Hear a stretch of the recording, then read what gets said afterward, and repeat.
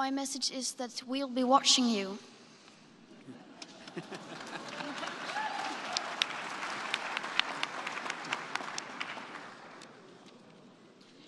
This is all wrong. I shouldn't be up here. I should be back in school on the other side of the ocean. Yet you all come to us young people for hope. How dare you? You have stolen my dreams and my childhood with your empty words, and yet I'm one of the lucky ones. People are suffering, people are dying, entire ecosystems are collapsing. We are in the beginning of a mass extinction, and all you can talk about is money and fairy tales of eternal economic growth. How dare you?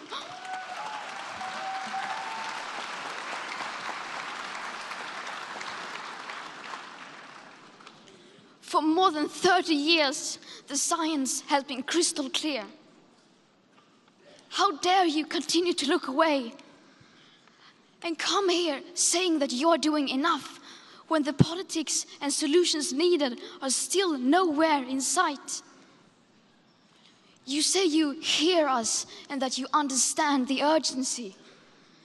But no matter how sad and angry I am, I do not want to believe that.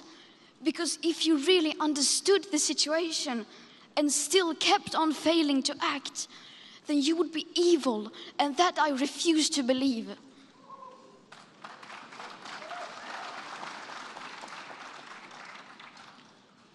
The popular idea of cutting our emissions in half in 10 years only gives us a 50% chance of staying below 1.5 degrees and the risk of setting off irreversible chain reactions beyond human control. 50% may be acceptable to you, but those numbers do not include tipping points, most feedback loops, additional warming hidden by toxic air pollution, or the aspects of equity and climate justice.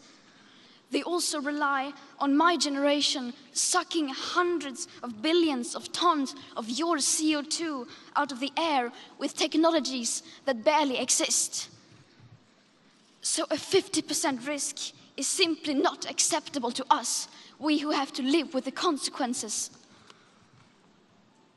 To have a 67% chance of staying below a 1.5 degrees of global temperature rise, the best odds given by the IPCC, the world had 420 gigatons of CO2 left to emit back on January 1st, 2018. Today, that figure is already down to less than 350 gigatons.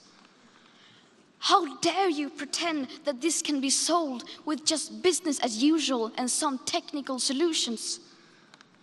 With today's emissions levels, that remaining CO2 budget will be entirely gone within less than 8.5 years. There will not be any solutions or plans presented in line with these figures here today, because these numbers are too uncomfortable and you are still not mature enough to tell it like it is. You are failing us. But the young people are starting to understand your betrayal. The eyes of all future generations are upon you. And if you choose to fail us, I say we will never forgive you.